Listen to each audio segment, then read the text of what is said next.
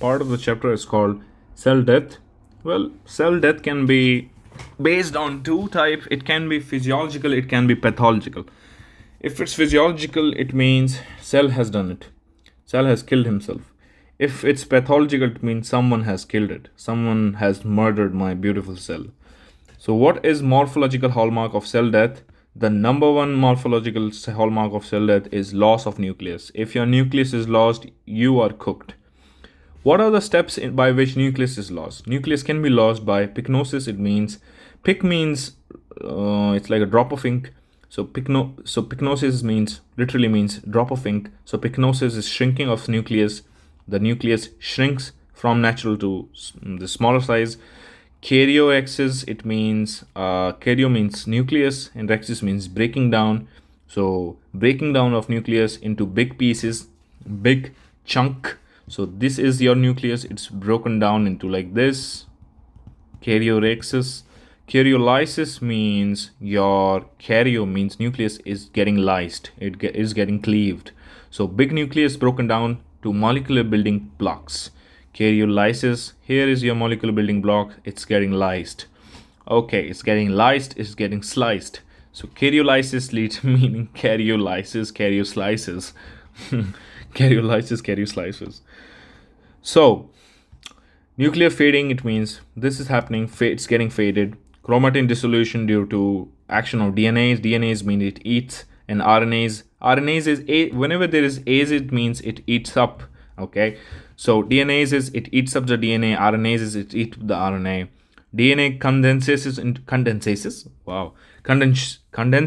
into shrunken basophilic masses. So basophilic means basophilic means basic lover.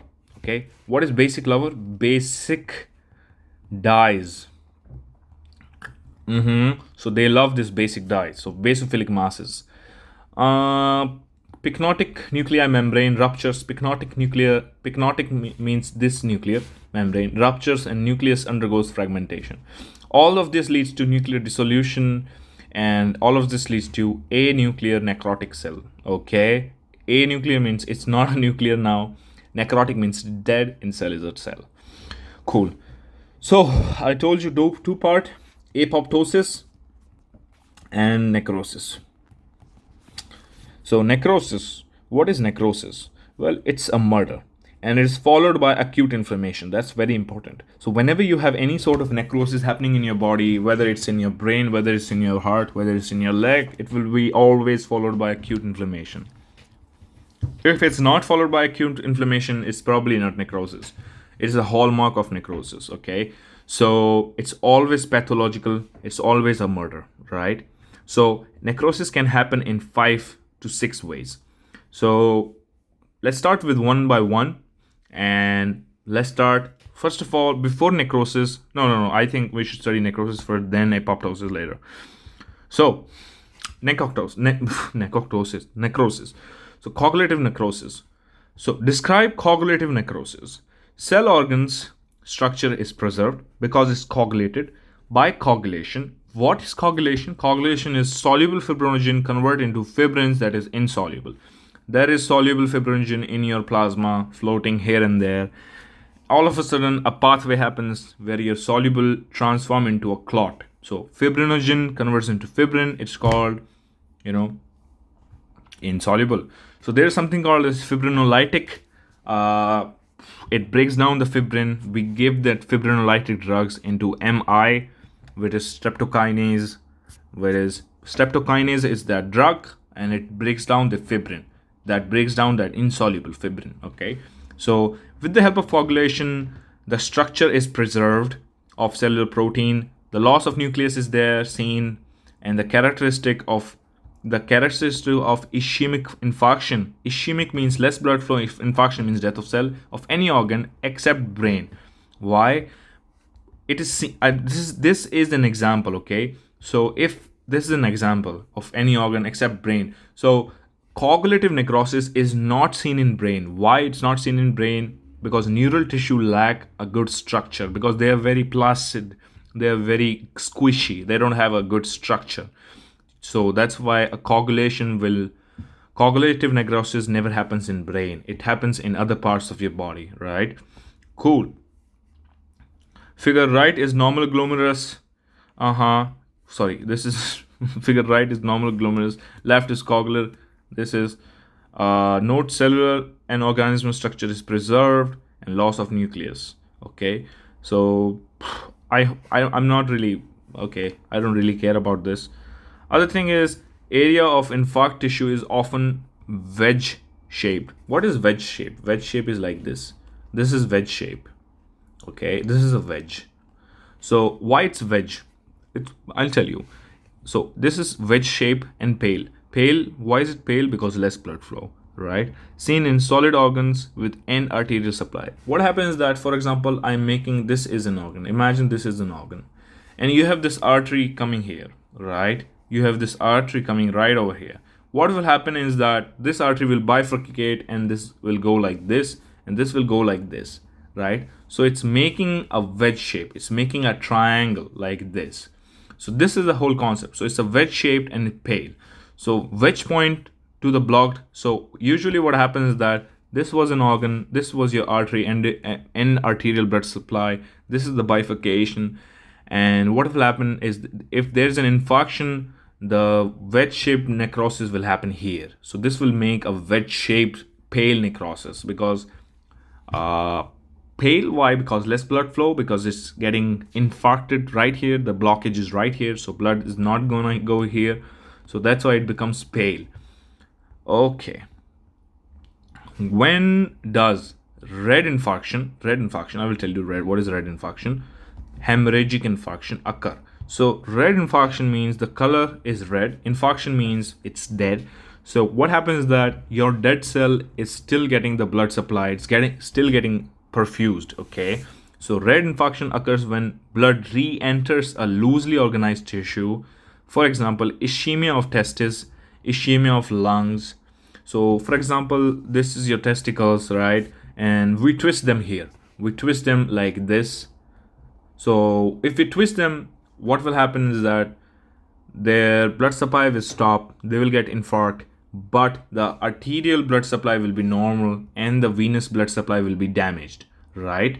So if the venous blood supply gets damaged, or if the venous blood supply get blocked, so arteries is normal, right? So blood can still enter but can poorly get out. So it's still getting, freshly oxygenated blood, but the venous blockage is there. So blood is re-entering, right?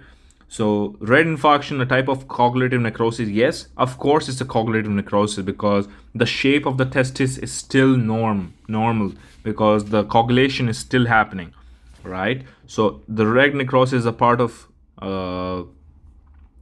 this cognitive necrosis. So what happens is that the blood enters, how the venous blockage is there, blood enters well as the arterial flow is normal. Okay, yes, it's red infarction is a part of cognitive necrosis because cognitive necrosis plus hemorrhage equals to red infarction, right? So it's a necrotic tissue. Your testicles have died. Yeah, these are your balls and your balls have died, but yeah, arterial supply is as normal, so it leads to red infarction. Another thing is called liquefactive necrosis. Liquefactive means something with liquid. Okay, what is liquid? Describe liquefactive necrosis. Note that liquefactive infarction always happens because of hydrolytic enzymes. It means enzymes that can. Okay, let's start reading. So necrosis in which enzymatic lysis of cells and protein result in liquefaction. It becomes like a liquid. For example, it's characteristic of brain microglial damage. Abscess, neutrophils contain hydrolytic enzymes that destroy the tissue. Pancreatitis. What I'm saying is pancreatic enzyme digests the pancreas from itself, from within itself. This is the pancreas. This is not how pancreas looks like. This is how it looks like. This is my pancreas. The enzyme present in itself starts to eat itself. So they have something called as hydrolytic. So it breaks down the proteins and the structure and it liquefies it. So pancreatitis, the enzyme digests the pancreas and liquefy it. However, the surrounding fat will have fat necrosis. We will talk about fat necrosis later, in like 2 minutes. So we have seen three examples: microglial cells, neutrophils. They have hydrolytic enzymes and pancreatic enzymes. So that is liquefative. So for liquefative necrosis, you must have hydrolytic enzymes. Describe gangrenous necrosis. So there it is, gangrenous, right? That's the third necrosis. Very simple. Gangrenous, well, it's a coagulative necrosis. It means coagulation has happened. It means the structure is intact. That resembles mummified tissue. Mummified because it has been there for a long time, and it has been, coagulated, and the structure is normal, it's preserved, so it has been mummified for a long time. So it's a dry gangrene, right? Mummified. But if an infection occurs on the dry gangrene, if an infection means the bacteria comes there, and bacteria has something called as hydrolytic enzymes, and they start to eat it, so liquefaction will occur here. So liquefactive necrosis occurs there, and it's called wet gangrene, not wet dreams. It's called wet gangrenes. So characteristics of ischemia of lower leg, because we walk with this lower limb, and it's super super super easy to get infect. So ischemia of lower limb, called GI and GI tract. So dry turns into wet with the help of bacteria. So that's it, wet gangrene. Describe caseous necrosis. Well, caseous means cheesy, and necrosis means necrosis. It's a dead tissue. So it's a soft, friable necrosis. Friable, don't try it. It's a soft, friable necrosis with cottage cheese-like appearance, which a lot of people love. Cottage cheese, I love cottage cheese. And it's liquefactive necrosis with debris that thickens the soup to make it like cheese-like. It's making it. It's very similar when you make a pasta sauce. For example, you take some flour and you put it on the heat, and then the flour cooks, and then you add a little bit of butter, and then you add a little bit of milk, and the whole pasta sauce is cooked. So I usually think of caseous necrosis as a pasta sauce, cheesy necrosis. Okay, so characteristics is granulomatous inflammation. So what is granulomatous inflammation? Well, it's granulome, it's small grain like this. So if the granules of infection, if the granulomatous infection of TB happens, you will see caseous necrosis or a fungal infection. Fungal cell wall and mycobacterium thickens the soup. Okay, now you know caseous. Whenever you see caseous, think TB and in fungal infection. Okay, think TB and fungus, because this is pasta sauce. This is your pasta sauce. Okay, see, cheesy. Do you like this cheese? You want to eat it? So this looks appetizing. So caseous necrosis. Describe fat necrosis. Well, there's something called fat necrosis. What is happening? Well, it means something to do with fat. Necrotic fat, it means the adipose tissue have gone necrotized, right? So necrotic fat with chalky white appearance due to deposit of calcium. Here is some deposit of calcium here, as you can see, white. Here you can see, here you can see. So deposition of calcium. Mechanism of action is that when the fat cell, the adipose tissue die due to trauma, or when the fat is broken down by lipase. Lipase means lipid breaking enzymes. When the fat is broken down by lipase or fatty acids, the fatty acids are released. Fatty acids can be used for energy. So fatty acids are released. In the presence of calcium, the saponification occurs. So soap is formed with the help of calcium and fatty acid, and it gives rise to chalky white appearance. The calcium accumulation happens by something called as dystrophic calcification. Now, what is dystrophic calcification? Well, dystrophic calcification means calcium is getting deposited at necrotic tissue or at the dead fat. We call it dystrophic calcification. Okay, the calcium is in the necrotic tissue. Cool. the serum calcium levels and the serum phosphate levels both will be normal because it's not metastatic. The calcium is not traveling from one place to another. The calcium is just getting deposited into the necrotic tissue. So we call it dystrophic calcification. If the calcium is traveling from one place to another, we call it metastatic calcification. In this, the serum calcium levels will rise, the serum phosphate level will rise, and we call it metastatic calcification. And it's not cancer. Just because it's metastatic, it's not cancer. Metastatic, it means it's not at one place. It's metastatic. It's moving from one place to another. So that's metastatic. So characteristic case is trauma to the fat. You just got hit by a car, or you were in the car, as in car accidents. Trauma in the breast. So boobies are destroyed. When boobies are destroyed, they produce fat necrosis with soap in it. So fatty oil, fatty acids, with the help of strong base, they convert into soap, which is glycerol, which you love to use during your bathing time. So car accident, trauma in the breast, pancreatitis mediated damage to peripancreatic fat. So this is your pancreas, right? What happens that inside the pancreas you have hydrolytic enzymes which liquefy it, right? And outside you have some fat here. So this fat get damaged, and this is the place where the fat necrosis happen on the outside of pancreas. So pancreatitis can give rise to both liquefaction necrosis and fatty necrosis. Okay, so this is done. This is done. What is fibrinoid necrosis? Nice name, fibrinoid. So fibrinoid resembles to fibrins. Remember this. Fibrinogen converts into fibrins. It's called coagulation, right? So what is fibrinoid necrosis? Well, resembles fibrins.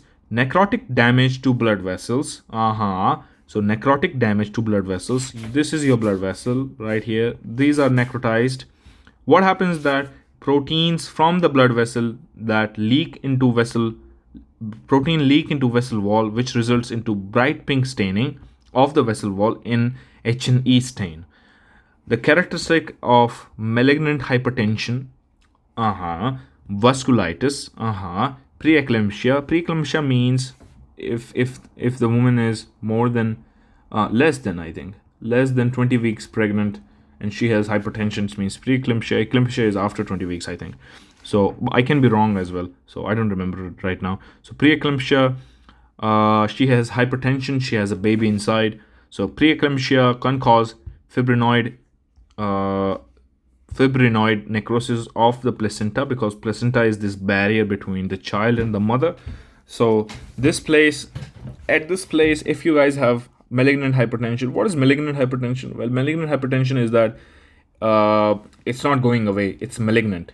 If it's a benign hypertension, it means it goes away with time, but malignant is not going away. So it's malignant.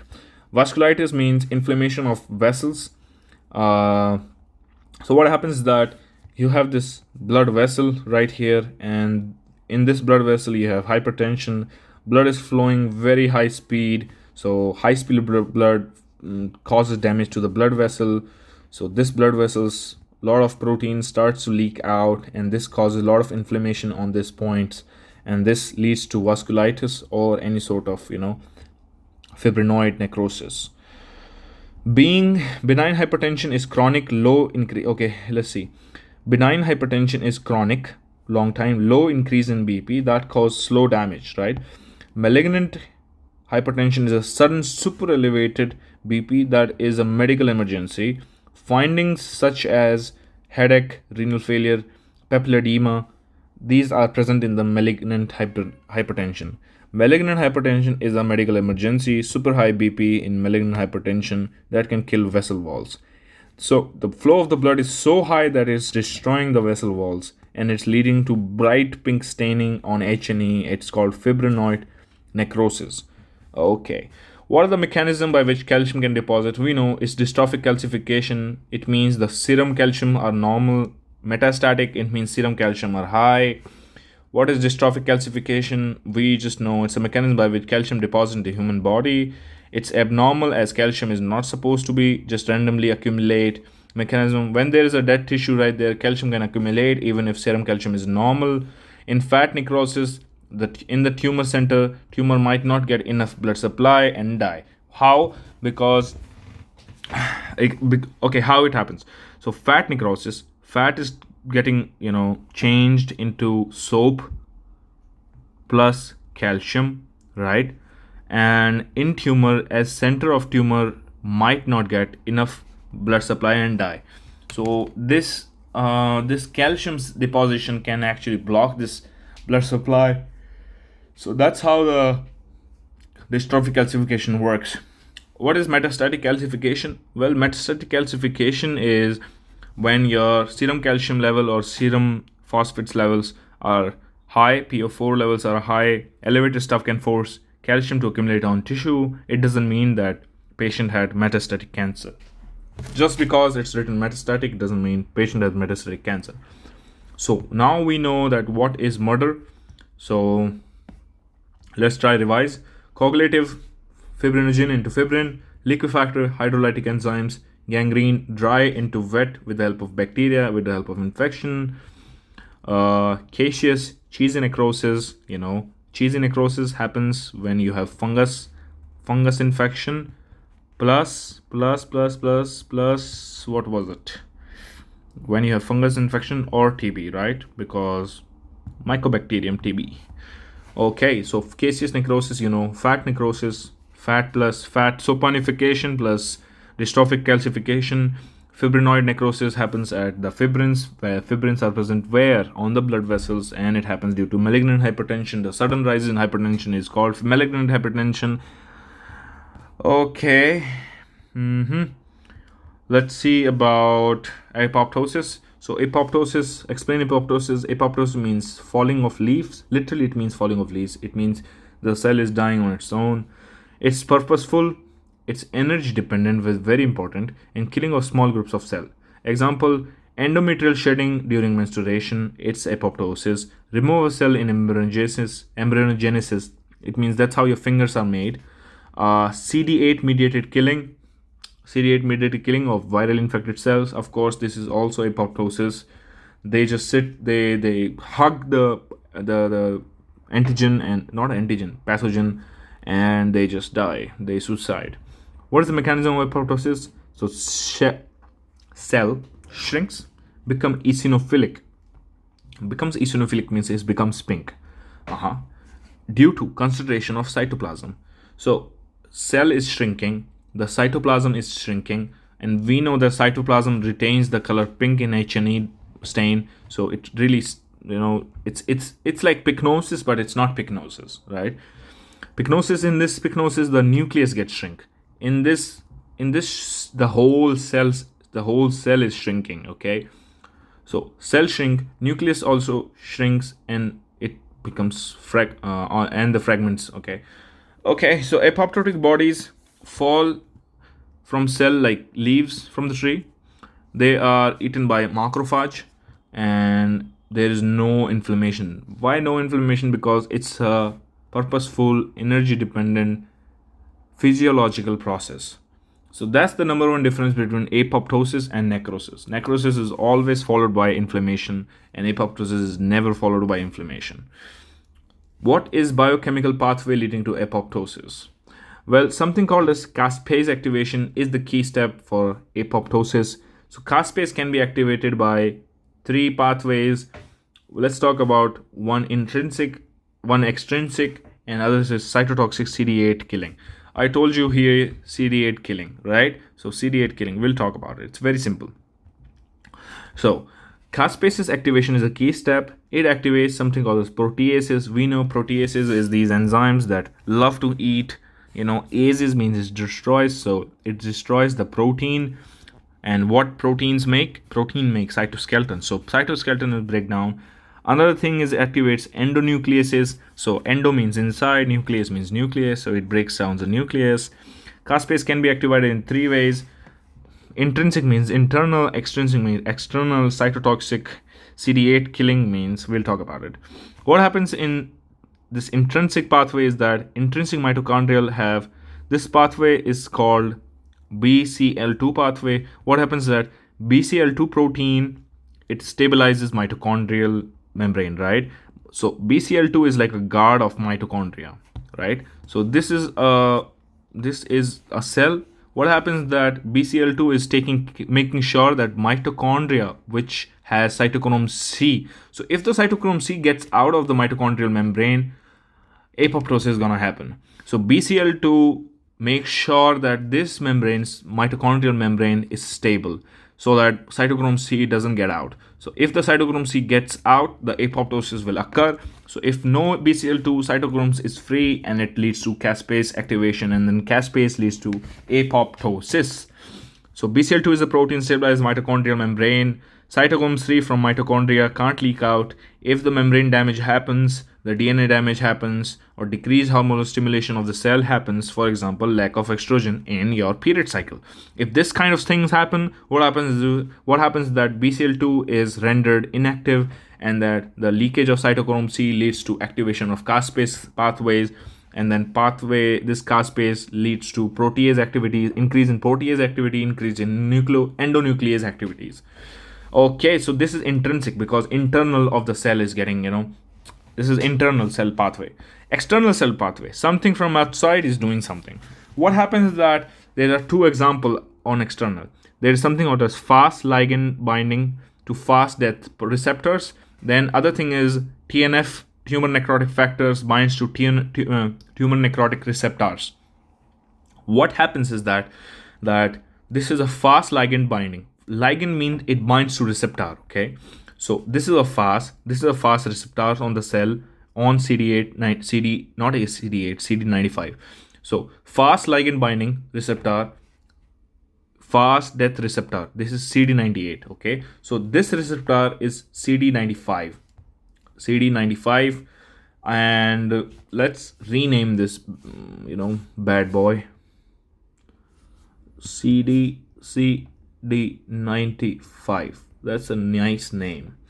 So what happens is that this CD95 get attached to fast ligand, and then the whole caspase shit goes on. What happens on the target cell body dies, activation of caspase. New CD8 cells from bone marrow undergo positive selection and negative selection. So positive selection, what is positive selection? Positive selection is that they can bind to self-antigen on MCH1 molecule and they get to live. What happens in negative selection is that if the cells bind to MCH molecule very strongly, what happens that this very strongly cells can later become a auto antibody for ourselves. They can give rise to autoimmune complexes. So they die in thymus. So thymus is the caretaker of these MHC1 molecules and these negative selection pathway. So just remember this, killing of these young T cells in negative selection happens by fast ligand to fast death receptor, that is CD95 receptor on T cells. So this is a T cell and it has something called a CD95 cell, and here is fast coming and this binds and then death happens. If the binding is too strong, the death happens. If the binding is too weak, this is positive selection. So remember this fast ligand binding pathway, negative selection on thymus. This is one of the physiological way of extrinsic receptor ligand binding pathway. Fast ligand.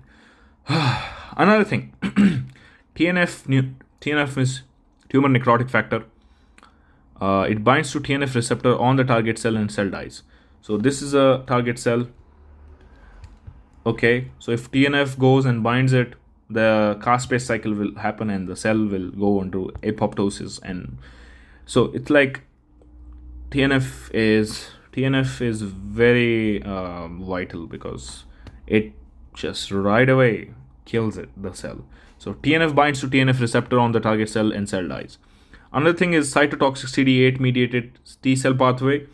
Cytotoxic it's toxic to the cell. CD8 is the name. CD8 There is also something called a CD4. I'll tell you about it later on. So CD4 T cell pathway, when CD8 plus cell recognize foreign antigen on MCH molecule. So MH, not MCH, MHC molecule are these carrier proteins, and they carry this antigen, on their back. And once the CD8 sees this, okay, wow, he's carrying this, antigen on the receptor, they release something called perforins. Perforins means they make hole, they perforate the target cell. And once this perforation happens, once the holes in the membrane happens, they release something called as granuzymes. And once these granuzymes they enter into the cell, it activates the caspase cycle. So CD8 mediated apoptosis, fast ligand negative selection apoptosis, TNF binding apoptosis, BCL2 inactivation apoptosis. So these are three pathways: intrinsic, extrinsic, and cytotoxic CD8 mediated apoptosis. So this was apoptosis. Apoptosis is never followed by inflammation and fat necrosis, and skinny necrosis, coagulative necrosis, liquefactive necrosis. All these necroses are followed by inflammation. That's the number one point.